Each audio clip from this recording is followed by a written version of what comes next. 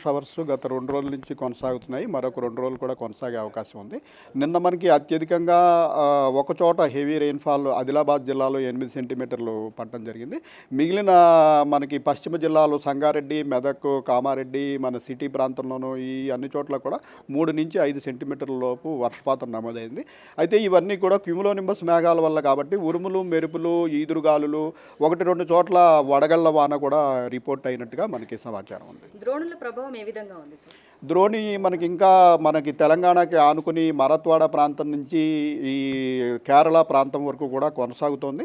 దీనివల్ల ఈరోజు రేపు కూడా మనకి ఈ ఉరుములు మెరుపులు జల్లులో అవకాశం ఉంది. అయితే నిన్న టెంపరేచర్స్ నిన్నటి వానకి కొంత తగ్గాయి కాబట్టి అంత ఉధృతి మనకి ఇవేంటంటే వేడిమితో కూడిన వర్షాలు, వేడిమి ఎక్కువ ఉన్న దగ్గర ఈ వర్షాల ఉధృతి కూడా ఎక్కువ ఉంటుంది. కొన్ని చోట్ల వేడిమి తగ్గింది. అయితే మనకి ఇప్పుడు భద్రాద్రి కొత్తగూడెం, ఖమ్మం ప్రాంతంలో ఇంకా 34-35 డిగ్రీలు, అలాగే ఆదిలాబాద్ ప్రాంతంలో 37 డిగ్రీలు కొనసాగుతున్నాయి.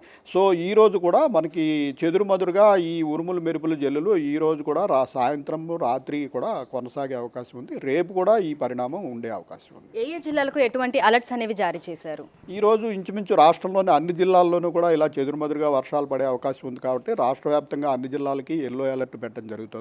అయితే ఒక 3 జిల్లాల్లో మనకి ఈ వడగళ్ల వానకి అవకాశం ఉంది. ముఖ్యంగా కామారెడ్డి, సిద్దిపేట, జనగాం జిల్లాలకి ఈ ఆరెంజ్ అలర్ట్, అక్కడక్కడ మనకి వడగళ్ల వాన అవకాశం ఉంది కాబట్టి ఆ 3 జిల్లాలు ఆరెంజ్ అలర్ట్లో ఉంటాయి.